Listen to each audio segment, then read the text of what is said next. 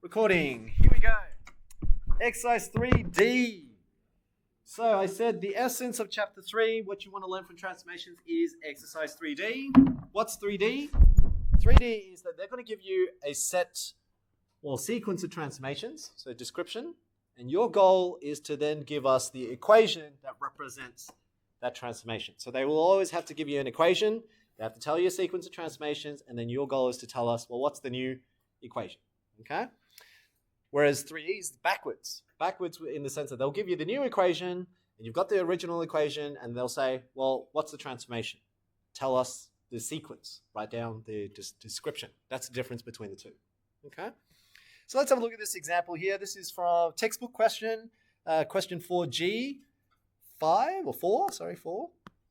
Let's have a look. So you've got, find the rule of the image when the graph of, and so they've given you a truncus function there, that's y equals to x to the power of -2, undergoes the following sequence of transformations. You've got a reflection in the x-axis, followed by a translation of 3 units to the right, and a translation of 4 units down. So again, the first skill I taught you so far in chapter 3 was mapping notation. So here's your original xy. This is going to be your new x. That's going to be your new y. And we have to read the transformation. So let's see how you're doing now. Reflection in the x-axis. What does that mean? What would you write in the brackets? Can I please have, let's go Ryan. What's written? In the x-axis, that's correct. So x-axis is where the mirror is. I have to flip vertically to jump over. So therefore it is negative on the y. That's good. And then translation 3 units to the right. How do I ensure I get translation 3 units to the right? Can I please have Lachlan? That is x plus 3. And then a translation of 4 units down, Albert? Very good. So here we send a -4. So right there, that should be according to Dr. T, but usually when the exam, doesn't matter what they write here. Sometimes they flip it around. They do translation before reflection. If they do that, that means, for example, if they said translation 3 units to the right and then a reflection in the y-axis, then it will look something like this. So x plus 3 and then a reflection. So you do the order that they tell you. Okay? All right. So now that we've got this order, still follows Dr. T. So multiplication there first and then addition and subtraction follows. So what do you do now? Well, this is your new x. This is your new y. Your goal is to replace this original equation. You need a new y and a new x. So what you need is you need to replace what y equals to, and you need to replace what x equals to. That's why you rearrange this. So the x dash, new x is the result of getting original x plus 3. New y is the result of doing negative y minus 4. So my goal is to rearrange these two equations so that I can resubstitute into the original function. So here we go. Let's rearrange the equation. -3 on both sides. And I get original x is equal to new x minus 3. That tells me I can replace this x here with x dash minus 3. Okay, does that make sense? Whilst over here, if I want to get original y, this is my original y there, I need to add 4 on both sides. And I get new y plus 4 is equal to negative y. And then y is equal to dividing both sides or multiplying both sides by -1. And that gives me negative of y dash plus 4. Okay? So now we can resubstitute these two in. So we've got original y, we've got OGY, OGX. So here we go. OGY can be replaced with negative of y dash plus 4 is equal to 1 over, now I'm squaring whatever x is. So what is x? Well, x is equal to x dash minus 3. That's what I figured out over here. Okay?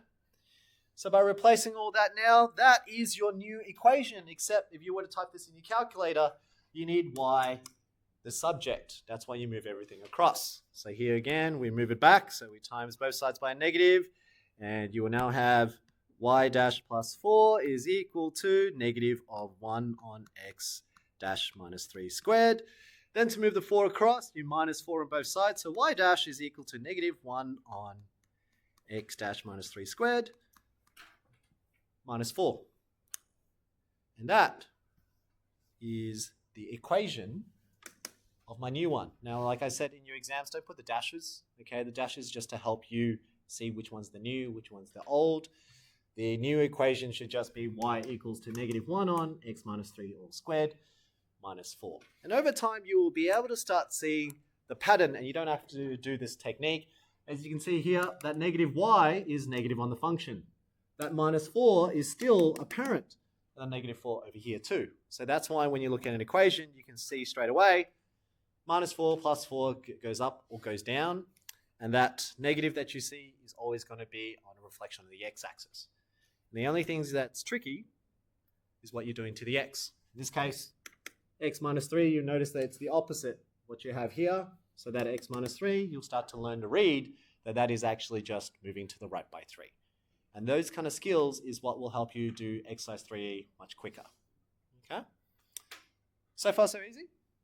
Good? All right, well then, I want you to have a go yourself on this one now. So this is on the next page. 2 examples. So I've shown you one. I'm going to pause the video. I'm going to give you guys, how long should this take you? All right, I'll give you, I reckon, let's give it about 4 minutes. Okay, I'm going to time you guys. 2, 3, 4. It shouldn't take 4, but I'm giving you 4 minutes. 1, 2, 3, 4. Here we go. It's starting now. 4 minutes. So here we go. You've had your 4 minutes. Let's have a look. So for those who are following the technique, what you should have is reflection in the y-axis means it's a negative on the x. Translation of 1 unit to the right, so that means then plus 1. Translation 2 units down, so that's y minus 2. And then a dilation of factor half from the y-axis. Okay? So if I'm following the sequence. Okay, now if it didn't matter about the order, then Dr. T would happen, then it would have been half y, and then etc. Okay? From the y-axis, sorry, my bad.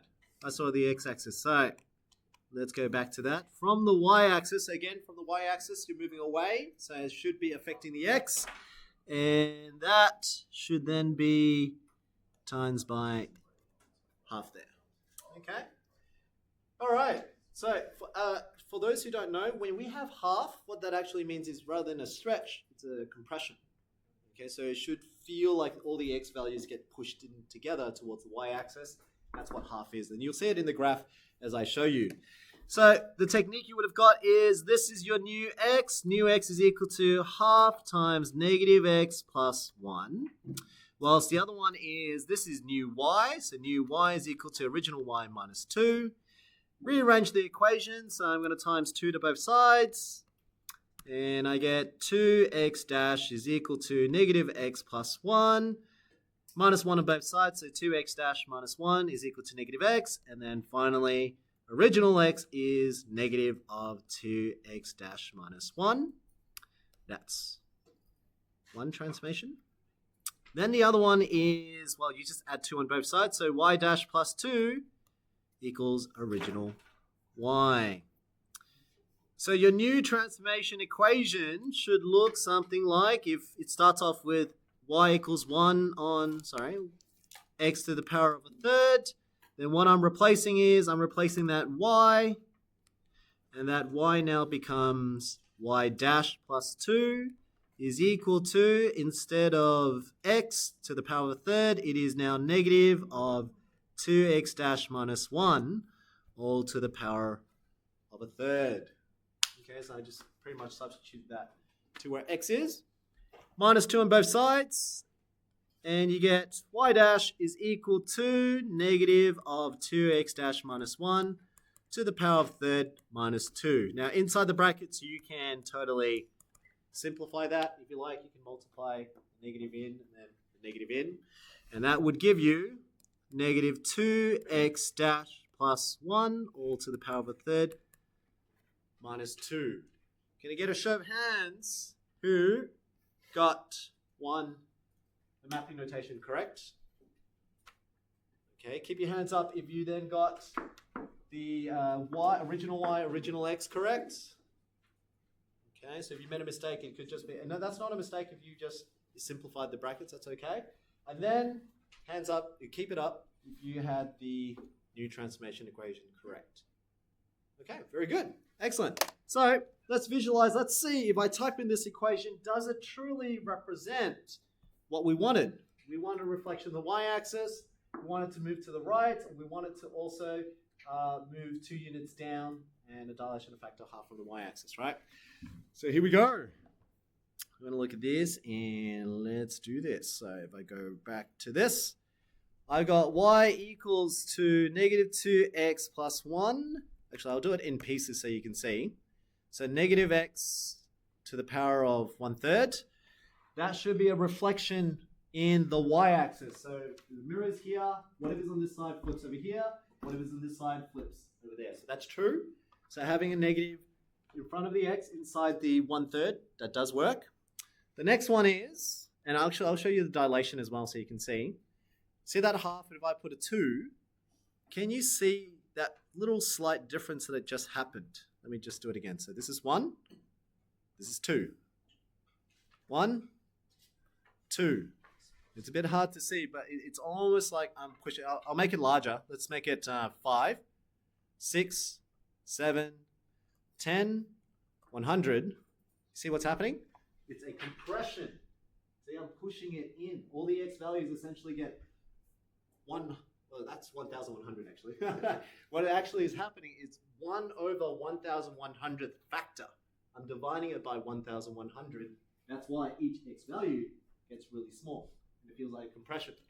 Whereas if I changed it to a fraction, for example, if I did 1 divided by 100, can you see how it's now stretched? It's a horizontal stretch because I'm doing a factor of 1,000. I'm multiplying 1,000 to every x coordinate. That's why it's getting stretched. Okay? So there's a difference between vertical stretch and horizontal stretch, and that's what the numbers in front each function does. Yeah? So I'm just going to delete that. So we're back to negative 2 means it's a half compression. And then what else did we also had? We had moving to the right. Now, normally moving to the right is minus, but because you had that reflection, that negative originally, so to see that negative double negative, okay, that's why there's that counterintuitive. That's why I'm saying you can't just rely on just looking at a +1. I teach my year 11 slightly different. I tell them to solve that equation there. So if I said let negative 2x plus 1 equal to 0, solve for x, you'll find that that actually moves to the right by half. Okay, and so that's how I teach my year 11s to begin with basic transformations. But as you can see here, even if I put a +1, still moves to the right. Yeah, so we usually think it's plus means it's going to move to the left, not so much because there's a reflection there. Okay, so that +1 moves it to the right, which is what we wanted. We said move to the right, and also we want 2 units down. So 2 units down minus 2. Hands up if you drew a graph that looks something like that. Very good. Okay, so this would be your picture of what it looks like. But notice it may feel, if you're questioning why did not move to the right by 1, and it's actually at a half, can anyone tell me why? We said translation of 1. What happened? Have we done it wrong? Because we dilated the graph, it also affected where the translation. Very good. That last bit, that's why it matters what the examiners tell you. So the sequence that they tell you does matter. They told you, so you were 1 across, but by the end of it, you said half from the y-axis. And remember I said it's compression. For every x coordinate where it used to be 1, it now becomes half of 1. Yeah? So you haven't done it wrong. It's just that dilation matters. And that's the hardest one to understand. Dilation from the y-axis affecting your x coordinate is probably the trickiest for me to describe.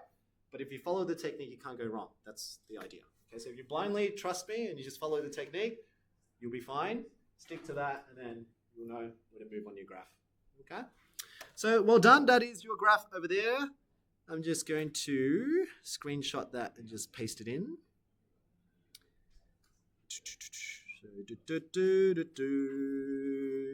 And then in the meantime, while I'm doing this, flip over to exercise 3E. Actually, let's see, what time is it? 9:25. Yeah, I'll do 3E, one example, and then I'll leave the other example for you to try, and then you can work on the exercises.